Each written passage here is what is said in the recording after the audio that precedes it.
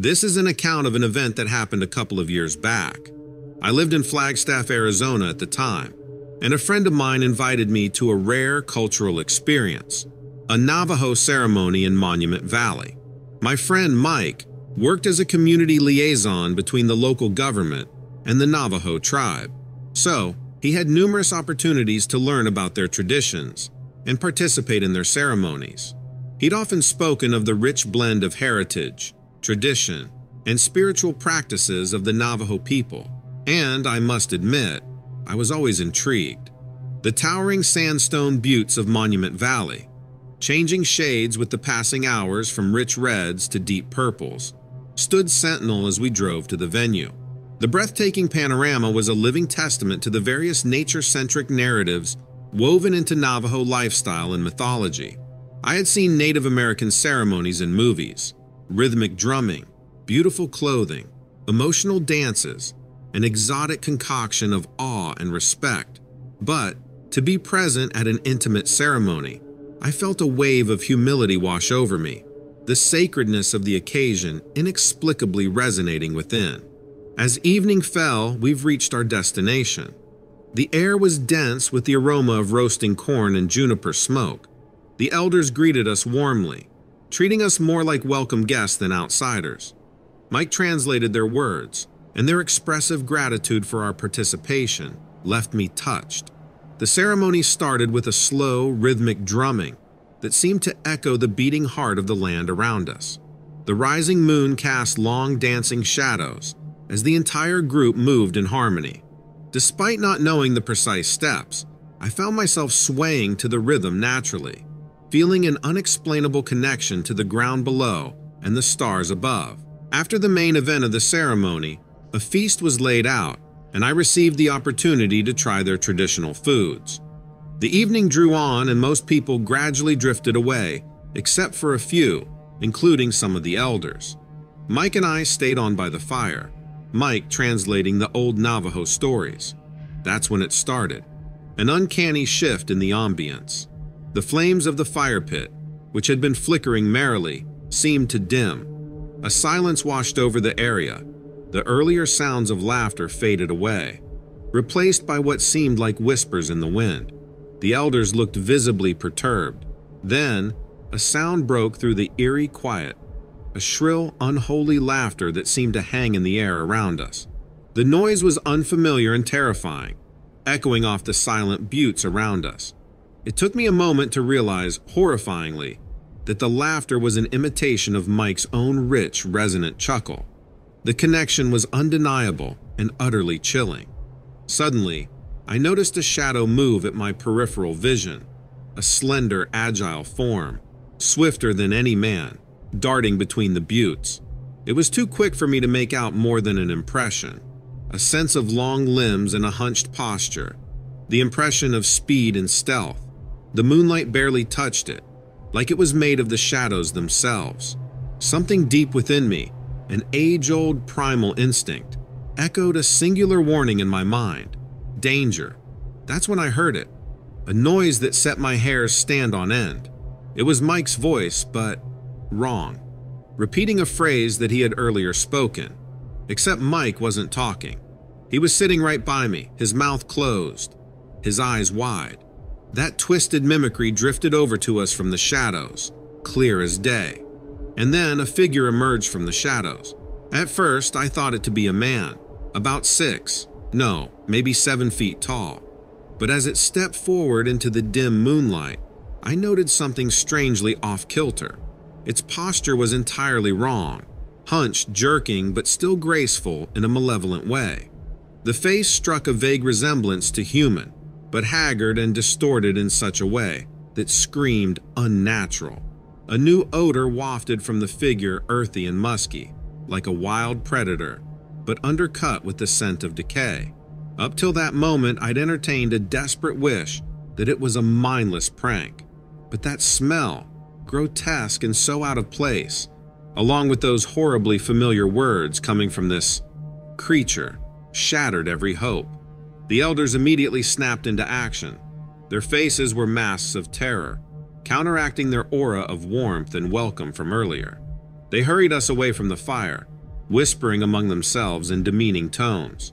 We huddled together, looking back at the fading light of our once joyous gathering.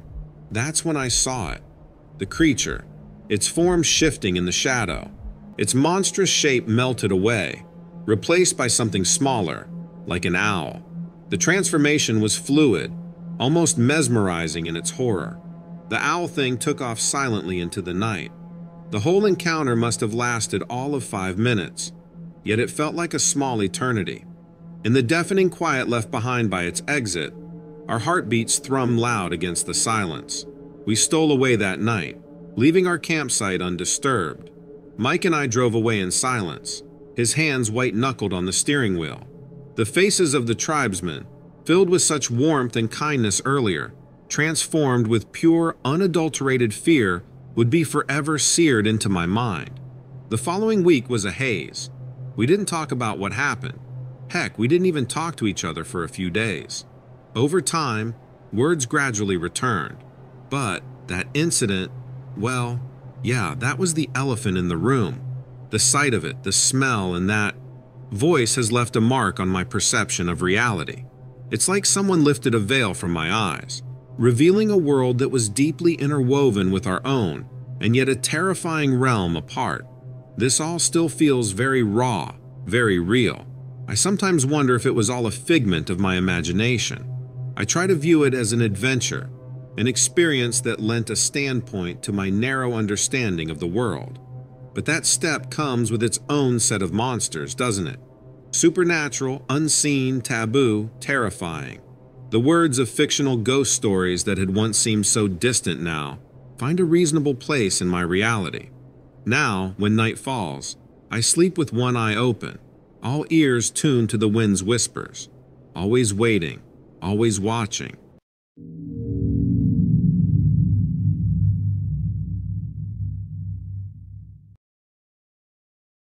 So, a few years ago, our family had its annual reunion in Shenandoah National Park, Virginia.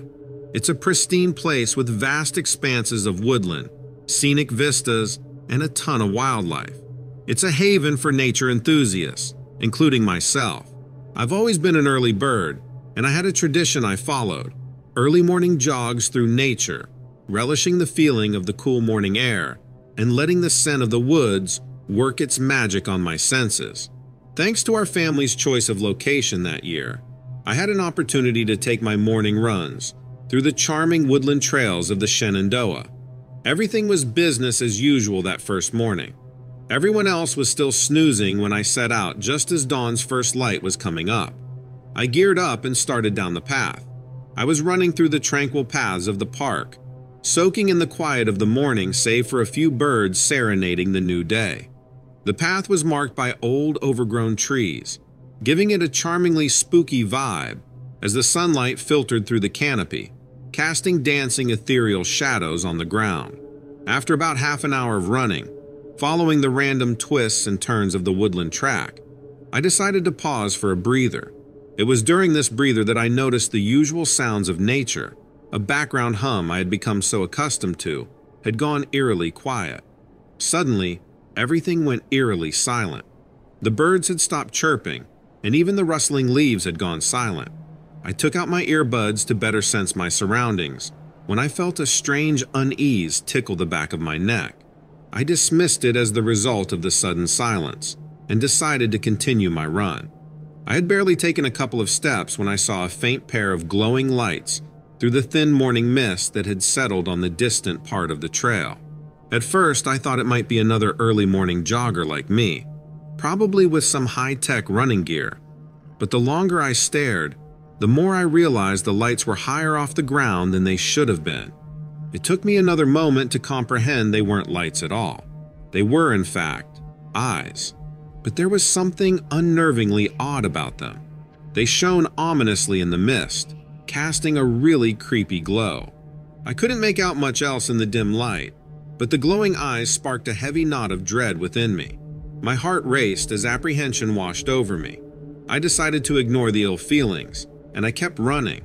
The small knot of anxiety was becoming a more substantial, throbbing vein of raw fear. The glowing eyes kept their cruel gaze on me, and that gut-wrenching feeling kept nagging at me. Something wasn't right, and little did I know that I was about to have an encounter that I would never forget. This is where it gets wild. As I began to resume my run, those eyes continued to glare at me from the distance, their glow sending chills down my spine. The woods around me felt colder, and in an inexplicable way, more hostile. I slowed my pace, craning my neck to catch a better look, and that's when I heard it. A growl that rumbled like thunder, echoing through the still morning, decimating the once serene environment. My heart pounded as the primal sound of the growl sent shockwaves of terror through me. The glowing eyes began advancing towards me, growing more daunting with each step, and a deeply unsettling smell of sulfur and burning flesh reached my nostrils. It was an intense, revolting smell that seemed to grow stronger. I felt my fight or flight response ignite within me, presenting me with a split decision. I decided flight was my best shot, so I turned on my heels, kicked off the ground, and sprinted back down the path the way I came. Behind me, I could hear the terrifying thunderous growl growing louder, and occasionally a chilling bark that sounded as if it was echoing the cries of terrified souls. I didn't dare turn. I just kept on running and praying that I would make it out of this nightmare. After what felt like an eternity of sprinting, the sulfuric smell began to fade, and the ghastly growl seemed to be slowly swallowed by the vast expanse of the woods. Breathing heavily but slowing down cautiously, I turned to glance back at what was probably the most terrifying sight I'd witnessed in my life. To my relief, the glowing eyes were gone, and the path behind me was deserted, adding an uncanny quiet to this terrifying scenario. I continued my path at a brisk pace, trying to calm my racing heart, recounting my chilling encounter with what appeared to be a guardian from the underworld, a hellhound. Back at the family reunion, my tale was met with lighthearted kidding. Yet, the chilling memory of the glowing eyes, the unbearable smell, and those blood-curdling sounds were still fresh. Fresher than I would have ever wanted. Whatever had transpired that morning was well beyond my understanding, but I knew I had an encounter that was anything but ordinary. Now every time I lace up my running shoes, the memory resurfaces, compelling me to question the reality and what lurks within the shadows of the familiar. In the end, I suppose my morning run served its purpose. It got my heart racing, though not in a way I had ever anticipated. If there's one thing I've learned, it's that the world is full of more mystery and horror than we can ever comprehend.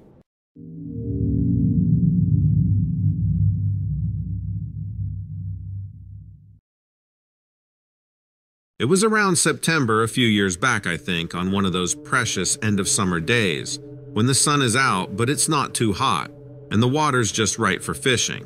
I was out at Lake Tahoe in Nevada. There's just something about that view from the lake.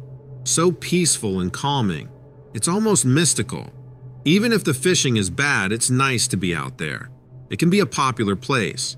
You see folks around, each on their own, doing their thing. Kayaking, boating, swimming. But me, I was there for one reason, and one reason only: fishing. Lake Tahoe is well known for its population of big fat rainbows, brookies and browns, some reaching up to 5 pounds. For me, fishing is not just about the thrill of the catch. That's just a bonus. It's about the hours of unwinding, stuck with your own thoughts, in a place that might be the closest thing to heaven on earth, in my humble opinion. So, there I was, parked on the softer part of the lake bank where the rock meets the grass. I cast it out towards the deeper part of the lake and sunk my line nice and easy. The silence was so profound that I could hear the bait hitting the water from yards away. The first couple of hours were pretty uneventful. Caught a couple of decent-sized brookies. I remember releasing this one brown. It was just a little one, and seeing it swim away gave me a sense of contentment that's hard to put into words.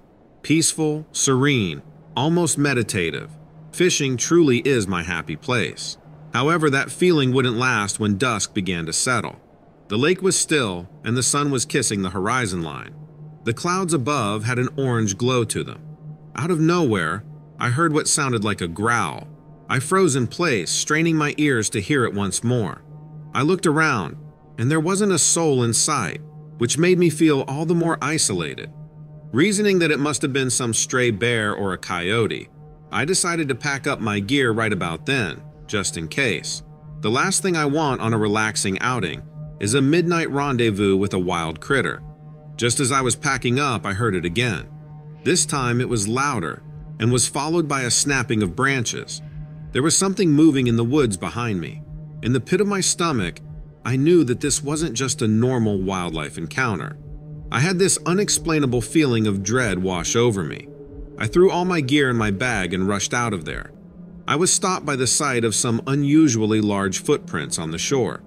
They were the size of a serving platter, and they didn't look like bear prints either. They looked frighteningly human. The tracks led to the outskirts of the woods. I turned my attention towards the forest. Honestly, I should have just left there and then, but my curiosity held me back. There was a strange smell in the air, something gamey and musky, kind of like how a deer smells in the rut. I heard a rustling sound coming from behind the thicket just in front of me. Out of the trees, just a few feet away from me, stood a gargantuan creature. I'm not sure just how tall it really was, but I can tell you for certain that it was taller than the average human man. It was covered entirely in light brown, almost reddish fur. The creature's face was hairless and resembled that of a human, or maybe a great ape, or perhaps a mix of the two. I stood there in utter silence, our eyes locked on one another. It didn't seem hostile at that moment, but its presence was undeniably intimidating. It raised its head and howled like a lonely dog. The sound echoed through the entire forest. After a moment, another howl rang out, this time from somewhere deeper in the woods. The creature looked at me one last time and then turned and began to walk away into the woods, fading into the darkness. I stood there for a few minutes, my heart hammering against my ribcage. As I walked back to my car, I couldn't help but reflect on the encounter. Life indeed has strange ways to surprise us, doesn't it? Is there a lesson in there? Probably. I'm more awed by nature and its little secrets than ever, and I can't stop wondering what else is out there. I am certain I saw the elusive Bigfoot that day. There's nothing else it could have been, and it sounded like there were at least 2 of them in the woods out near Tahoe. I wonder how many more of them live in the world. My encounter didn't leave me in fear of the world, rather curious. I don't think the Bigfoot creatures want to harm us, or I wouldn't be here telling you my story, but I'm not sure what they want. Perhaps they just want to be left alone in the wild, lonely places of the world.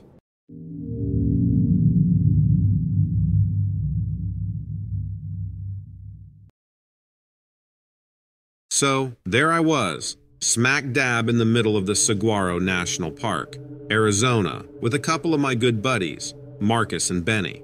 We had taken a couple of days off work and hit the road together for a good old-fashioned stargazing camping trip. It was spring, and the Milky Way stretched wide above the desert floor.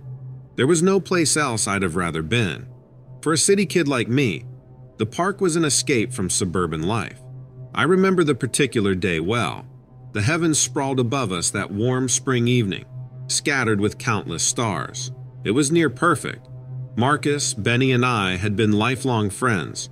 Over the years, our shared interest in stargazing had kept us bonded, despite our differing lives. I was a systems analyst, Marcus worked for a law firm downtown, and Benny was a high school math teacher. But none of those grown-up career choices affected our love for a clear night sky and the mysteries it harbored. Benny was the first to set up his telescope, a high-tech piece of equipment he purchased on a teacher's salary. God bless his frugal living. I had opted for a less fancy option, while Marcus, as usual, spent the evening scanning the skies with his binoculars. The camaraderie, banter, and the chilly desert breeze made the evening memorable. As time passed, we mapped out constellations like Orion, Gemini, and Taurus. With every passing hour, the tranquility of the desert night seeped deeper into us. We were miles away from the nearest town. The only sounds were those of the desert's nocturnal denizens, serenading us while we stargazed. We traded stories, talked about our work lives back home, and had a round of hearty laughs. The real world felt a million miles away. While focusing my telescope on Mars, I noticed an odd shimmer in the corner of my eye. It was a soft glow at the edge of my vision. I turned my head, squinting into the darkness, but didn't see anything out of the ordinary. Assuming I'd imagined it, I went back to fiddling with my telescope. As the night deepened and the fire started to die down, Benny cracked open a bottle of bourbon he'd bought along. The sky's glow, the desert's silence, a sip of whiskey, and the silhouettes of my friends against the stars. It was turning out to be a night to remember. Out there, under stars, we were oblivious to the odd spectacle we were about to witness. As we sat there, the bottle making its round, Marcus suddenly sat upright, squinting into the desert night, pointing at something in the distance. "Guys," he gasped, "look at that!" Following his gaze, we saw it, a spherical object hovering above the cactus field, just about 500 yards from our campsite. Metallic silver in color, it was reflecting the pale lunar light and shimmering softly against the night sky. It was absolutely unlike anything I'd ever seen before. It was immensely large yet dead quiet, just hanging there in the air, neither rising nor descending. Suddenly, the desert symphony seemed to quieten. The coyotes, the crickets, even the wind, as if nature held its breath with us. Benny, too, was frozen in place, his mouth wide open, like a kid who just saw his first magic trick. Marcus managed to get his binoculars up in disbelief. "It's like time stopped," he whispered, watching it through the lenses. I couldn't digest what I was witnessing, but my inner geek screamed, "This is a UFO!" This saucer-shaped object started to glow, a dazzling array of lights circling the rim. It was hypnotic. The way it hung in midair so effortlessly, it defied everything I knew about physics. After what seemed like an eternity, the object suddenly emitted a humming tone, an eerie mechanical sound that resonated through the silent desert night. Then, a blinding flash of light.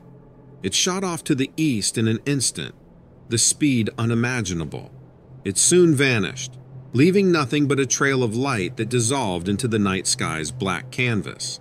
And then, silence again. Our fire had died down, and we were left there dumbstruck, staring at the point from which the peculiar object had vanished. It left us questioning the line between reality and fantasy. After a long stretch, we finally gathered our wits to express what we had just witnessed. Led by disbelief and some excitement, we started to debate whether what we'd seen was a meteor, a new stealth jet, or an honest-to-God extraterrestrial spacecraft. The next morning, we couldn't stop reliving the incident. Despite the initial disbelief, we couldn't believe the bizarre, awe-inspiring encounter. As dawn approached, we were pondering our own existence in the universe, and if we were truly alone. It was an experience that left us jumbled between the thrill of encountering the exotic unknown and the fascinated dread of its implications. It just goes to show, the mysteries of the cosmos still remain unfathomable and humbling, demanding respect from us down here on Earth.